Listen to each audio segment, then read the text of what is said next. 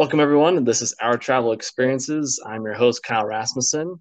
And today I have with me returning 10 episodes ago already. I have Candice here today. Candice, how are you? So good. How are you? Doing well. Excited. It's 2023 now. And, 2022 was a great year of travel, but I'm excited to see what this year has in store for travel. And yeah, just excited to talk about what you've been up to lately. Yeah, gosh, so much has happened since we talked last. I know we were just talking about before we jumped on here. It's already been basically 3 months since we last talked, and I think there's been a lot of travel for both of us in that time. Oh, 100%. Yeah, we've been on the run. Yeah, yeah, definitely. Well, I definitely want to hear about your most recent trip because it looked super interesting and fun from what I saw on Instagram. But first, just kind of give me a recap. How was the last few months in 2022 for you? Wow, the last few months, 2022. Yeah, it was wild. It was a lot of so most of 2022 is a lot of like backyard travel and stuff and kind of getting reacquainted with my hometown because it's been so long. And Mhm. that was really fun to explore that. And then I ended up on like a massive road trip um, that ended up, it was supposed to be all over the US, ended up being a little bit all over the US, but mostly on the West Coast, like California. And then ended up going to India for like 6 weeks. And Wow. I just got back, what, 2 days ago? Yeah. And somehow you've already recovered, which is annoying. Yeah, it's true. It's true. It is annoying. Uh, I'm not, I'm so bad with jet lag and being able to sleep on planes. It's always been a struggle for me. And I've tried a lot of different ways to combat it, but nothing's worked well for me. So I'm envious of you. I grew up flying like I would fly like 6 times a year since the age of 8 years old. And it's like you get used to like sleeping on planes at that point. Yeah.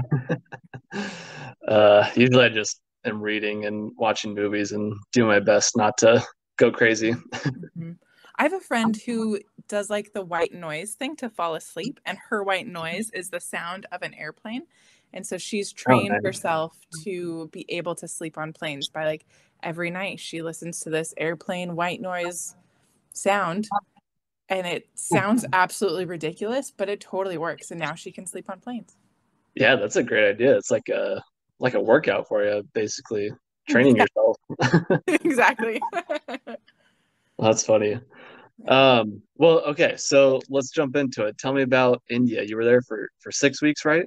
Yeah, and this is my second time in India. The last time I was there in 2018, and I spent a month at a yogashala in like southern India and Kerala, the state of Kerala. And then I slowly worked my way up the west coast to Mumbai over the course of like around 2 weeks or so. Um, Hmm. and then this time I did it kind of opposite, and then I started in the north and I was there for about almost 3 weeks, and I did 2 weeks for like a guided trip, which is interesting because I've never done a guided trip before. So this is the first. Oh, Um, really? Wow. Very different, but because like I've been a tour guide for 15 years, and then to finally go on like a guided trip like that, I'm like, oh shoot, so different. Uh, Yeah. and then I spent the last 3 weeks bouncing around the south, going through Kerala again. One of my travel mates that I was with, she really wanted to see the south, and so that was so we went back, and I'm glad that I did. Like normally I don't like to return. Um, I I like to go back to the same place, but usually I kind of avoid it. But Yeah. so it was just what I needed. Like going back felt like going home, you know? So it was nice. How long were you there in 2018? You said a few weeks? I was there for 6 weeks. Yeah. 6 weeks. Okay. Yeah. So And same then, same length. okay, cool, cool. Mhm. And what was the reasoning for going there? Just 'cause? When I went last time, I went to get, so I've been a yoga teacher for since I was like 19 years old. But I got certified in the States, and it's very different, like certification in the States versus in India. And so I just Mhm. wanted to go and like reconnect with yoga for a month. I haven't honestly taught since I graduated college. So like when I was 22 and I haven't taught yoga since. I don't feel like it's mine to teach anymore. So I just wanted to go back and like reconnect with yoga, and that's why I went in 2018. Oh, very cool. Mm-hmm. And then this time, was it the same thing? No, it was so Mia, my friend at Mia on the Map, she won an Instagram giveaway for a trip Oh, wow. with Intrepid Tours, right? Intrepid Travel. Okay. Um, and so I was the friend that she chose to go with her. And so Oh, nice. originally we were trying to go for Iran, but of course, like, can't really travel there right now. Yeah. So India was the next one that she wanted to go to, and she really wanted to do the South, but I talked her into going to the North instead. Like the North is harder to travel by yourself. And Mm. so that's why I pushed us in the guided tour in the North. And then we all went to the South together, and that was way easy and pretty cake. Yeah. Why is the North harder to travel by yourself in? The North is harsher for a lot of reasons. There's a little bit more harassment, if I'm super blunt. Mhm. Um, Especially as like women travelers, the two of us, like it would be it it even as a guided tour, like our guide was amazing and it was super helpful, and she like we were treated much differently just from her presence, right? And Yeah. then even a couple times Mia and I went on our own to like go do something. Like early morning we wanted to like go grab coffee, so we walked through a city to go get coffee, and just like the amount of harassment that we got in that like short period of time was enough to like convince Mia that like a guided trip in the North was 100% worth it. And then when we Mhm. got to the South, seeing how much gentler everything was, it was calm. We had little to no harassment at all. Um it was a breath of fresh air after being kind of on high alert for 3 weeks. Uh, Yeah. and part of that too is like in the North, the caste system is still very much in play. And education is harder to get. It's significantly like the wealth distribution and gap is quite significant, like more so than in the South, whereas the South is really well educated. It's GDP, like the GDP for the South is a minimum 3 grand, $3,000 more than the people of the North. And so like Wow. 3,000 US dollars a year is a significant amount. And so then you see that it's kind of a deep rooted issue, and it, like the harassment and everything else, like it's all interconnected. So yeah. Huh, that's interesting. Mhm. So, what was it like? You said that was your first guided trip. What were some of the things that you liked and disliked about that? Oh my goodness. I loved it. So I have mixed feelings, obviously. As a tour guide, it's super nice to like let somebody else like take over, and like I didn't have to think about much of anything, Hmm. which is never the way I travel. So it was really nice just to like Yeah. coast. Um, but the thing I loved the most about it was our group. Like all of the people in our group just bonded so well. Like Hmm. it was amazing how well we all connected and got together. And like normally I don't know, as a guide, and I talked to our guide during this whole thing too and was like, is this normal? Because I don't usually connect this well with a group. And she's like, I've never connected this well with a group. She like, Oh, wow. and I usually don't give out my phone number or anything like that with groups, and I keep it pretty professional. I'm like, if you need, you can contact my work phone number, but like you're not getting access to my personal Instagram, my social media, like nothing. So like once the tour's done, like I'm done with you, that kind of a thing. Yeah.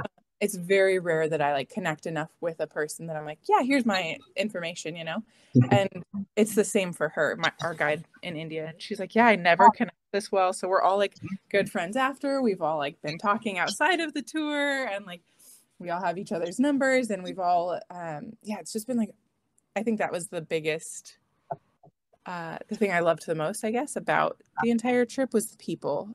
Um, I can see, so I have mixed feelings about doing another trip because that was the best part about the trip in general. And I Mhm. know that like you don't always get blessed with such a beautiful group like that. Yeah, yeah, for sure. Yeah.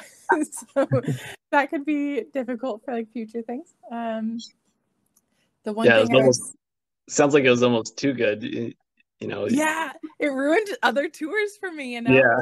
Um, I will say though, like with these kinds of trips too, like it's so jam packed. Like that's the only Mhm. like bummer part about it all. Like you are moving nonstop. Like it is 2 weeks of just like go, go, go, go, go. Hopefully get some sleep. Go, go, go, go, go. And like it was aggressively paced. Like it was very, very quick. I got strep throat 3 days, 4 days into the trip too, Oh, and so like no. I was like struggling energetically to like keep up and everything and to do all of the things. And normally I'm really engaged. And this trip, there was definitely a couple days when I couldn't get the energy to like be communicative and talk with everybody and like be fun and silly. I was like, I'm just present to see the things, you Yeah, know? um, so that was, I think that pace and getting sick was the only bummer part about the entire trip. yeah. Dang, that's tough. I feel like especially in India, uh, I'm guessing it was probably like a little bit humid and muggy and hot. It's probably not a good place to be sick in. Yeah. And like the weather was changing too when we were there. So like, and we were going to so many different locations, like in Delhi. It all started in Delhi. Like the pollution was super intense. It was hot. It was muggy. And then we immediately go to the Thar Desert in Jaisalmer, and it's like desert. So it's warm, but it's also like dry, and we also got cold in the evenings. And so it's just like we went through so many different climates during that trip that our bodies never fully adjusted. And even now, like, Mhm. shoot, my trip back from India to Washington was such a mess because I went from like 87 degrees in the south to 55 in Delhi for like a day. And then I went to Seoul for a long layover and it was 20 degrees and I was like outside the whole time. And then I get to Washington and it's what, like 50 something or something, like 44 right Yeah, now. And so like within 3 days, I went through so many climates. the You know, body's going, what the heck is going on? exactly. Yeah. And like the whole trip was that way, like as far as India goes. That's funny. That's just a normal part of travel, though. Unfortunately, you're gonna get sick. A lot of people get sick in some way on a trip, or just aren't feeling 100%, and then you're going and going and going, and it's tough. Yeah. Yeah. Yeah. Yeah. I will say I'm very lucky. I did not have any digestive issues at all on this trip. And like every traveler has a good poo story, and like Oh yeah, especially like belly belly is a real thing. And like for me to get through that trip with no issues like that, like woof, I feel like I dodged a bullet. yeah. You're like a superhero, basically. I get like a gold star for this travel trip. Yeah, honestly. Um, it's kind of funny, I talked when I we talked when I was on my way down to Morocco, and it was kind of the same thing. Like we really bonded well as a group, and actually a bunch of us are going to be going on another trip coming up here pretty soon, because we liked each other so much. But I love that. we all got sick. We all had some digestive issues, and I think that was part of the reason why we got along so well because we were all in the same boat. But it was a ton of fun. Yeah, nothing brings you together like sharing poo stories and like being in Yeah, the same sick boat. yeah. Seeing who has any Imodium left. Oh, yeah. Does anybody have electrolyte tabs? Where are we at? Where do Yeah, we need to be? that's funny. Okay, so I gotta ask. I mean, your latest post of the Taj Mahal. What was Yeah. it like seeing that? Oh, it was overwhelming, if I'm fully honest. The Taj is absolutely gorgeous. It's stunning. The whole layout is amazing. Like there's I could just spend days just photographing the Taj and like learning about it. And it's so detailed and intricate and everything. And the way that the king at the time like treated the employees who built the Taj too is amazing. And like the history behind it, the history that came after it, as far as like him being imprisoned by his son and not being able to visit it until he died. Like it's such a wild story. Um, it's, it's a stunning like place. And that in itself like gives it this beautiful depth. The overwhelming part was the amount of people that were there. And like our group dressed in saris, like we were dressed Mhm. by a local lady in saris before we went. And already in the north, we're we're already like grabbed all the time and asked like take photos with us, like blonde, white person, take photos. And it's like it's already like a difficult, I don't know if you saw that post that I wrote, it was a couple weeks ago about that. But it's a difficult double-edged sword. And being at the Taj in saris and being a white person, like we were just like it was like wolves on prey. Like it was so difficult to like move. Like you couldn't walk more than 5 feet without somebody coming up and be like, take my photo, take my photo. Like, and so we had to just deny everybody and say, no, no, no, like we're not taking photos, because otherwise we would never move. Because Yeah. we did take one photo with one person because we accidentally like interrupted their photo and it was kind of rude of us. And so we're like, oh shoot, sorry, we didn't notice. Our bad. We'll take a photo with you since you want to make up for our rudeness, right? And then as soon as we did that, we were surrounded by over 50 people asking us for the photos, and like it was too much. And so that was really tough. And then people like taking sneaky selfies and stuff. And my rule of thumb generally is like if it's not going to interrupt my time too much or impact like what I'm currently doing, and it's then I'm okay with photos, but only if it's women or children. I won't take photos with men, um, just because I don't know their intentions generally, and like I don't Yeah. end up in some weird spank bank. And so that was like a very difficult situation at the Taj, was like just the hounding of photos and not being able to like move because we were just surrounded quite often. And so that was really difficult. And by the end of it, you're just like emotionally spent at that point from being kind of hounded for hours. And so, and like patience too, after a certain point, like I just stopped even like saying no. I would just shake my head and like wave my hand, like, no, no, no. And just like turn the other way. Cause it's exhausting. Um, Jeez. yeah. That was probably the hardest thing about the Taj. That's like the only bummer bit, I would say. Well, I will say too, the Taj is tinted a little bit now. Um, there's quite a lot of pollution in Agra and that whole state. Um, Hmm.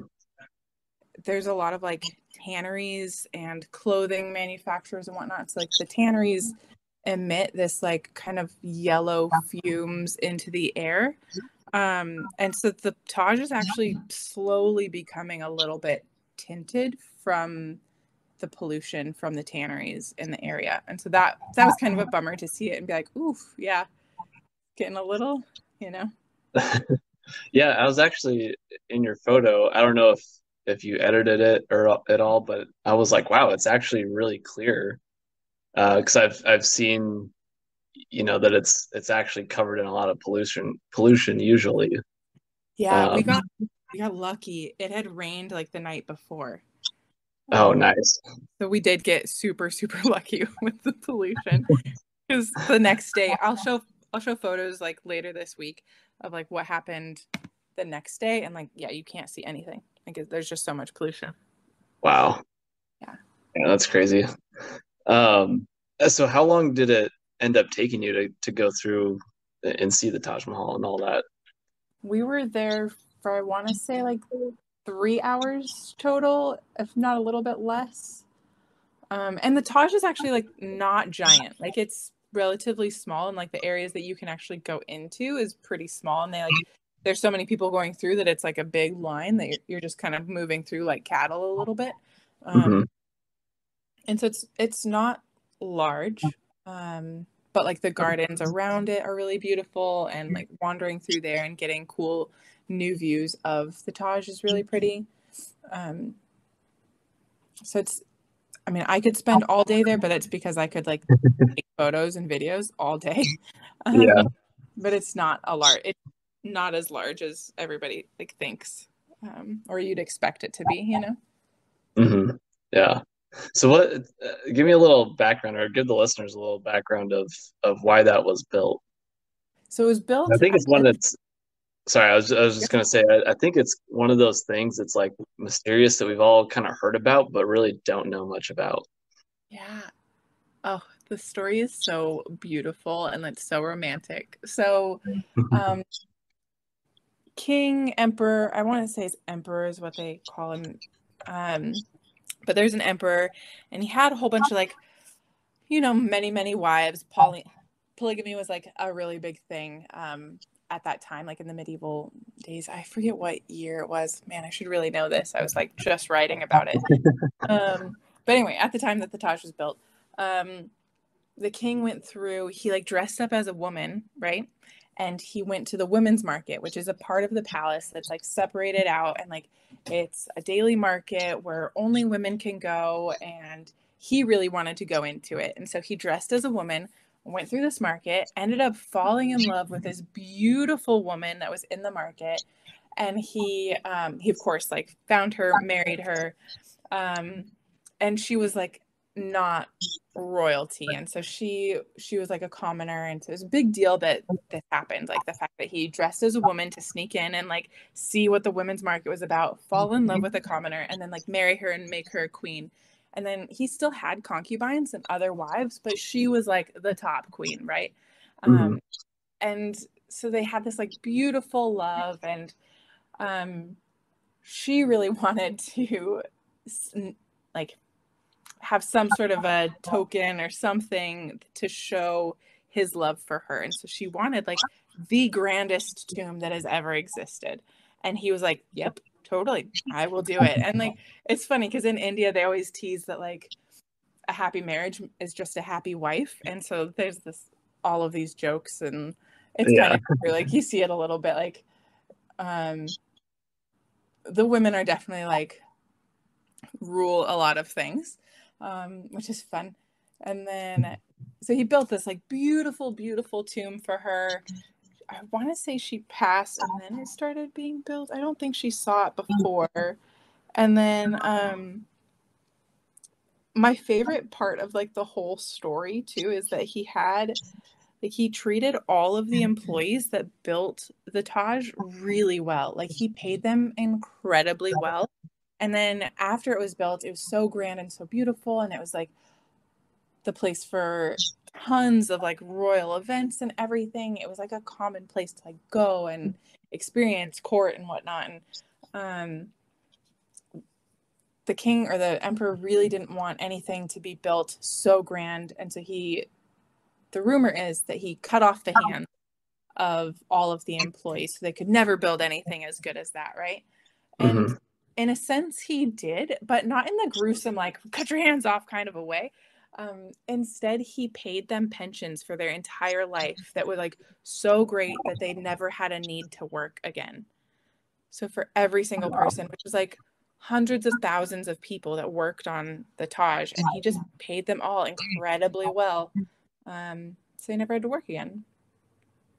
Huh, that's amazing. I mean, that's super rare, Yeah. especially back then when it would have been built. Hmm. And then he Yeah, was also like banned from ever marrying again because his wife didn't want him to. So once she died, then like he was never allowed to marry again. And then he was imprisoned for like 20 years outside, like in the normal palace, pretty far away from the Taj. So he could always see it, but he could never visit it. And then it wasn't until he died that he like went to the Taj and was actually buried there. And it's the only like everything in the Taj is incredibly symmetrical, right? hmm. Except him. His presence there and his tomb makes it the one thing that does not fit and is not symmetrical within the Taj. Wow, that's crazy. Yeah, there's so much to it too. Like, did not say it all super well, but No, no, that's a good overview for sure. Maybe I'll get people interested to go see it. I know I really want to get there to see it one of these days. it's But incredible. I've always heard that it's kind of out of the way. Is it hard to get to? A little bit, yeah, because like Agra really only has the Taj, and then of course like the Amber Fort or the Red Fort, which is where the king would have lived and where he was imprisoned and whatnot, which is another incredible, beautiful place that has really rich history and is definitely worth visiting. Um, but as far as like Agra goes, there's not much around there, so it is a bit of a trek to get out there. Like the only reason you're going there is for the Taj. Yeah. Yeah. Hmm. Hmm. Well, that's very cool. I mean, I love that story. I've heard it uh, over the years in some form. Hmm. But I think it's a really cool story and just a really unique place in the world for sure. Yeah. So I'm very jealous that you got to see it. You'll get there soon, I'm sure. Yeah, hopefully. Yeah. Um, anyways, so what other big travels have you had this year? Or anything else in regards to India that you want to share? Ooh, yeah. Let's see.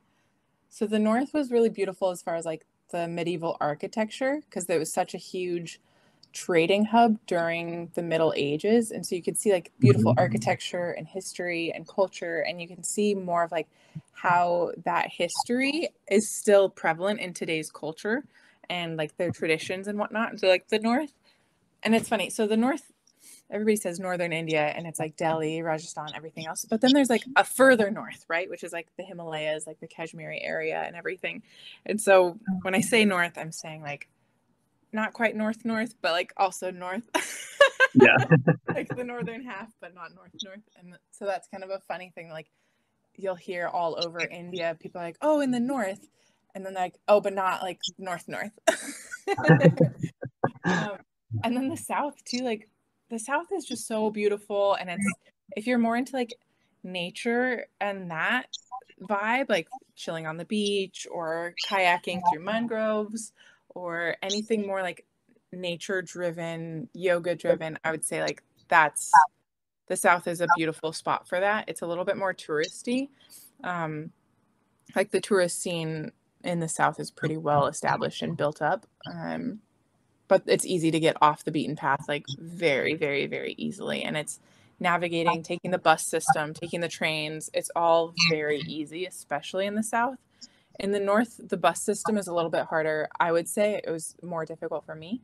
The metro in Delhi was easy, trains are always easy. I didn't get as far as like Rishikesh, but next time, next trip will be Rishikesh, Kashmir, all that area, like Ladakh and whatnot.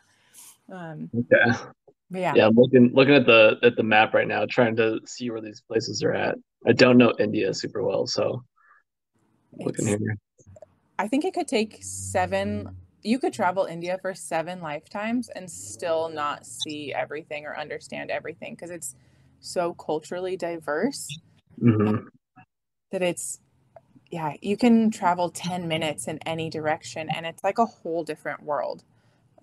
Like every city, every region, it's all so different. Um, some of my good family friends are from Bangalore and they were over last night and we were talking about it. And it's funny because like their ideas of India, they're from India, but have been living in the States for the last 20 years. And hearing their preconceptions of India and like what I experienced was so different. And they've never been to the North. It's like a lot of the places that I've been in India, they've never been. Um, and so it's interesting, like, there's so many people with different ideas and different, it's just also different, like, such a diverse place. Yeah, yeah. It's my understanding, and I could be totally wrong on this, but way back when, each of the states were their own kingdoms essentially, Hmm. and so they were all separated for a long time until it became India as a whole. Hmm. I don't know if that's correct or not, but that's what I remember from reading.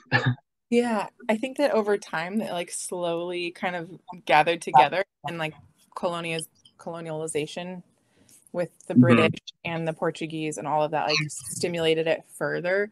And I think that's too like why we're having there's some border issues and whatnot, and like especially in the north, it's that like colonial hangover in some ways. Yeah, You know, um, yeah, which is yeah. interesting. It's not to touch too much on that, but Yeah. kind of interesting that all of these, the UK especially, just drew a line on a map and said that's the border for a lot of places around the world. Yeah, just arbitrary lines everywhere. Yeah.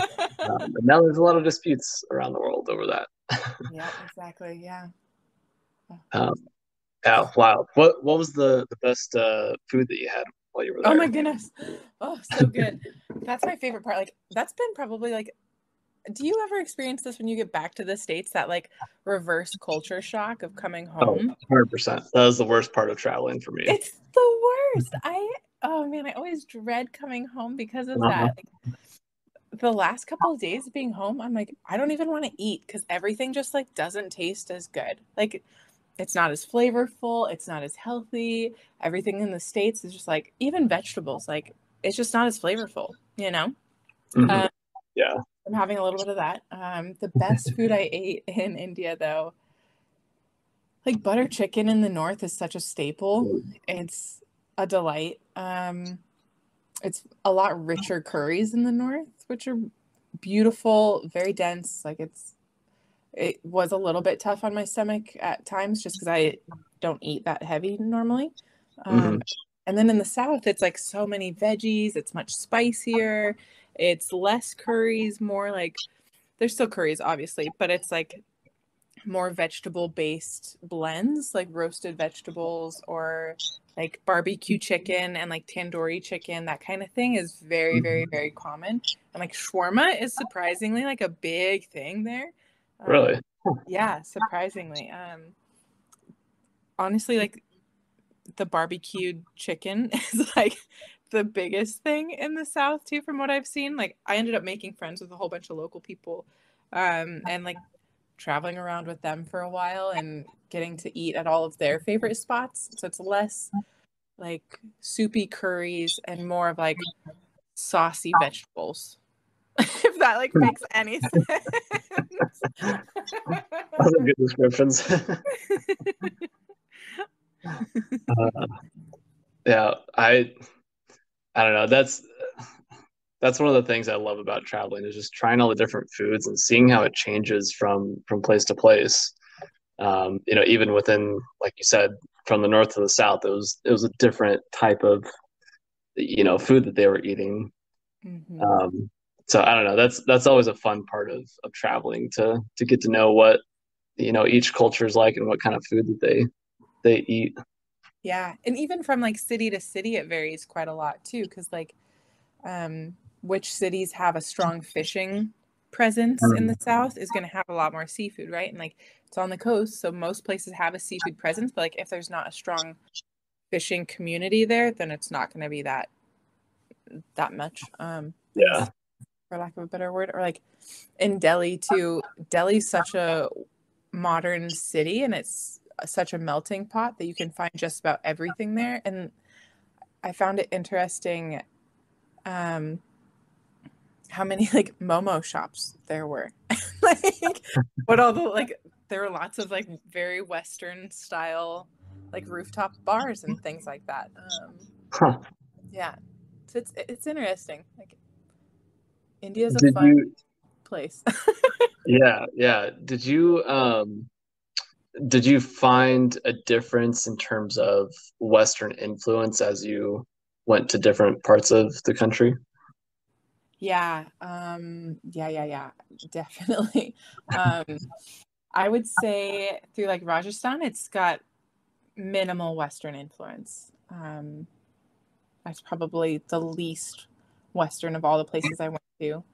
Delhi had a significant Western influence that I saw towards the end of my trip. I stayed with a friend for the last couple of days and they showed me around, and it was there was definitely like a bigger Western influence in those neighborhoods that they showed me, Hmm.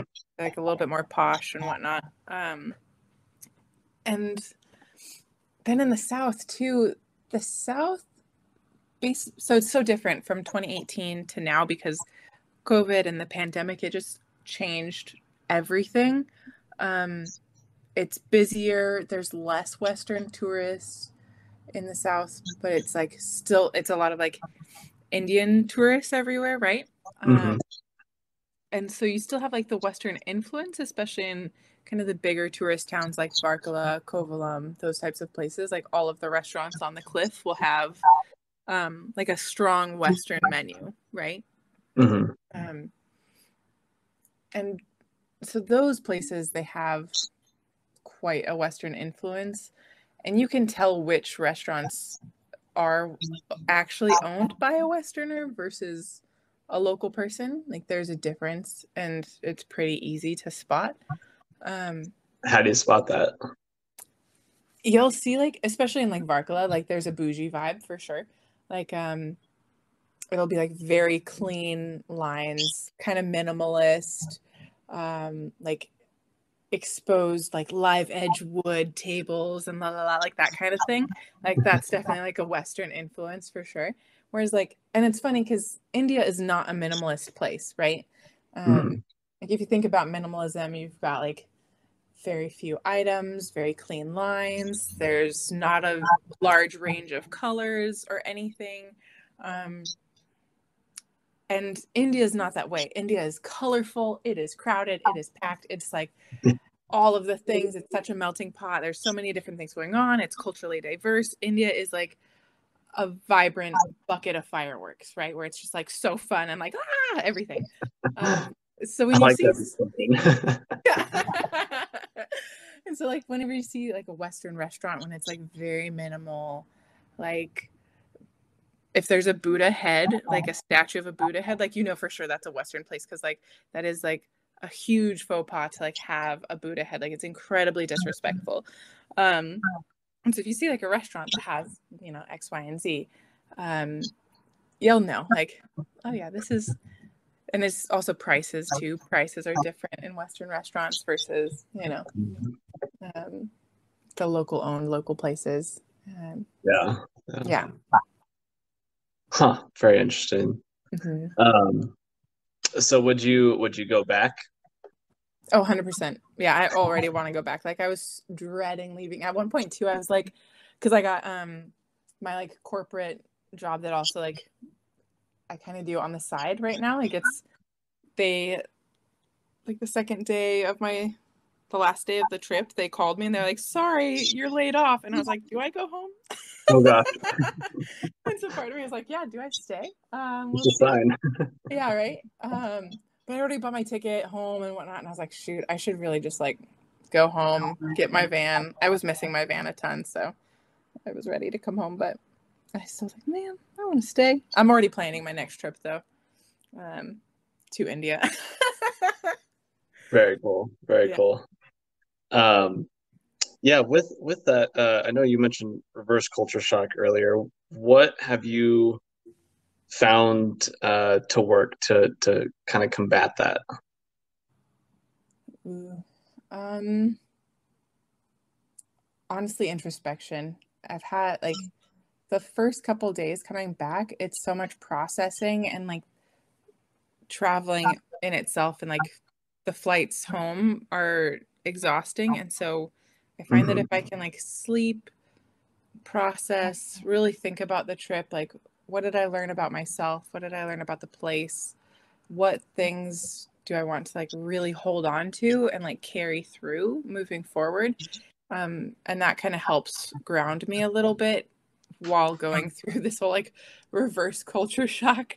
Yeah. Um, I think another thing that, at least for me, it's really tough coming back to the States as like a solo female traveler because everybody immediately wants to ask about like safety and all of these other Yeah. issues. And it's so negative, and it's like um, having those conversations is really draining to me because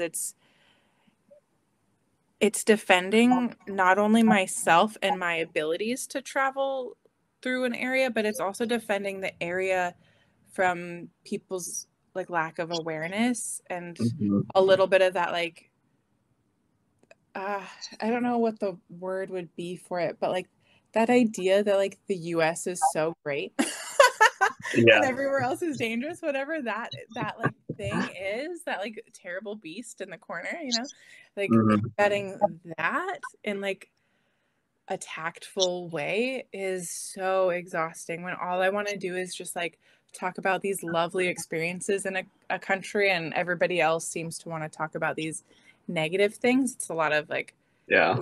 redirection and being rooted in like a really positive place personally so that I can have those difficult conversations. And have the energy to redirect instead of just getting frustrated and be like, I'm done with this conversation. Time for a nap. Yeah. Bye. You know? Uh, no, it's funny you say that. I mean, I experienced the same things.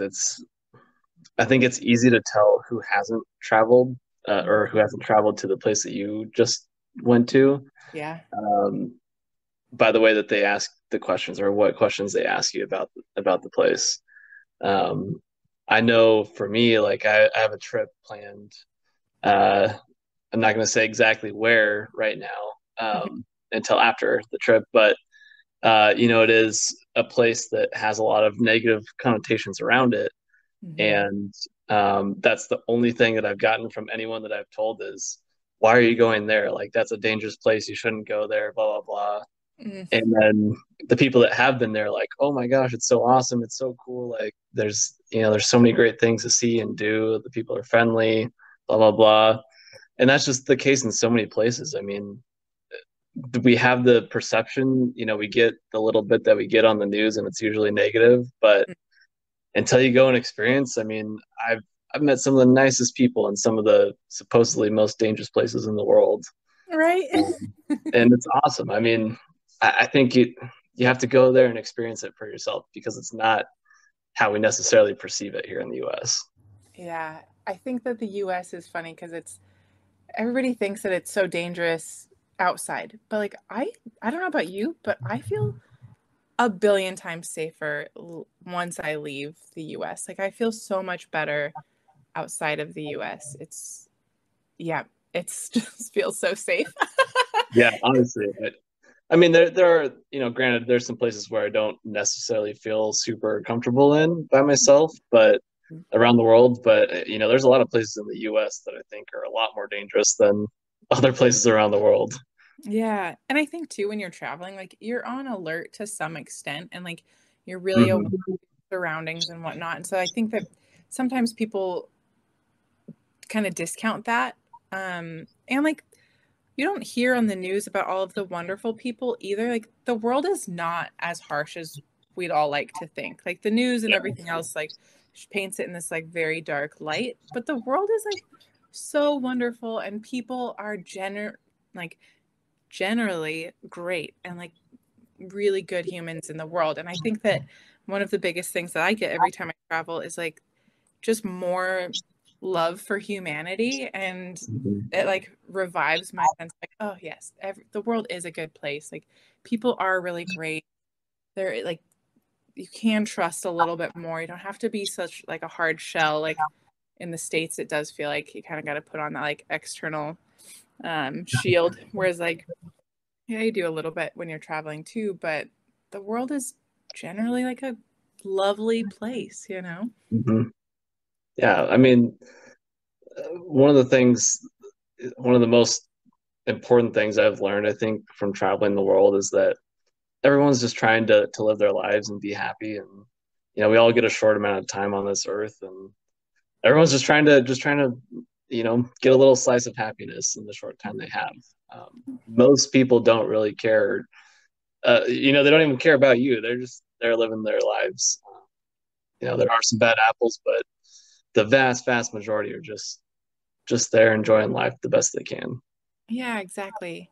And even some of the like quote unquote bad apples too, it's like situational, like petty theft and Mhm. like scams and everything, it's like, okay, we got to like recognize the situations that are, pushing someone towards that, it's more than Yeah. just, they're a bad person or something. It's this, everything's interconnected systemic issue too. The world is so great. People are so great. Yeah. Yeah. I love it. So many great messages. So Candice, what do you have any big travels planned for this year? Yeah, I have. So I'm gonna be in the van for the next like 3 months or so, and then I'm starting that secret project again coming up. So that's exciting. I can't say Yes. anything else besides that.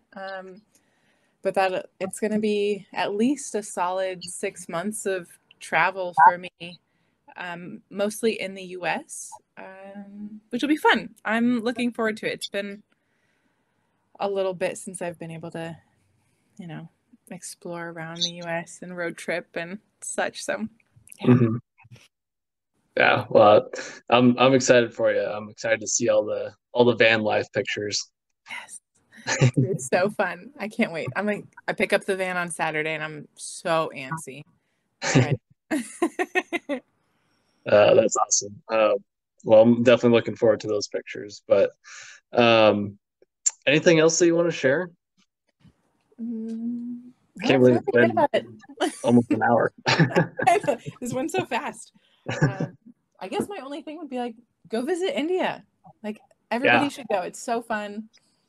Just definitely have like a flexible mind when you're going. It is not a Western country, so don't go with that idea. Yeah. I think that at least from what I've seen and like people that are looking at India, it's a very different place from the US. Like you said, we're very, much more like straight lines and minimalist, not so much colors, and India's the exact opposite. And I Mhm. think that's just hard for a lot of people to kind of grasp and feel comfortable with. Yeah, yeah, it's a totally different culture and place in every single sense of the word, and like it is a difficult place to travel, like if you have that Western mind, but like if you can just be flexible and dive into it and let things just fall in the way that they fall, it'll be one of the most beautiful countries you visit. Um, it has a way of like picking people up and like providing exactly what you need at any given time. It's a pretty magical place for sure. Yeah, I love it. I love it. I definitely want to go there, especially after this conversation. I gotta make that a priority to get there. Yeah, let me know. I'll give you all my all my contacts and whatnot. Yes, yes, I love that. I think that's another fun part of travel is just the connections you make, and the resources that you can find around the world too. Yeah. Awesome. Well, Candice, I appreciate the time. I appreciate you sharing your travels, and like I said, we'll have to do another part to this after that secret project is done too. Yeah, definitely. It'd be fun. I love it. Well, enjoy 2023, and I'm looking forward to seeing your travels this year. Totally. I can't wait to see yours too. Thank you. All right, have a good one. Bye. Bye.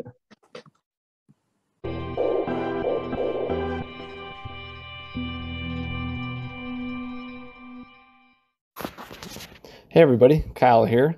If you enjoyed today's show and want more, you can always check out every episode on Spotify, Anchor, YouTube, and now Amazon Music as well. Just search for Our Travel Experiences on any of those platforms and it will pop up. You can also find everything all in one place on my website, ourtravelexp.com. And if you want to see my travel pictures as well as travel pictures from guests on the show, you can check them out on Instagram. The page is called Our Travel Experiences Podcast. And if you want to share your own pictures on the Instagram page or be a guest on the podcast, you can message me via that Instagram page or email me at ourtravelexperiences@outlook.com. I would love to see your pictures and hear about your travel experiences, so please send them my way. And if that isn't enough for you, make sure to check out my weekly YouTube show, From Around the World Fridays. Every Friday, I'm taking 5 to 10 minutes to answer questions from listeners, share some souvenirs that I bought over the years, share my postcards over the years that I've accumulated, or share videos and pictures from one particular city or country that I visited, and so much more. So check it out, guys. You won't be disappointed. And make sure you go subscribe to that as well. Thanks again for listening, and I'll see you somewhere around the world soon.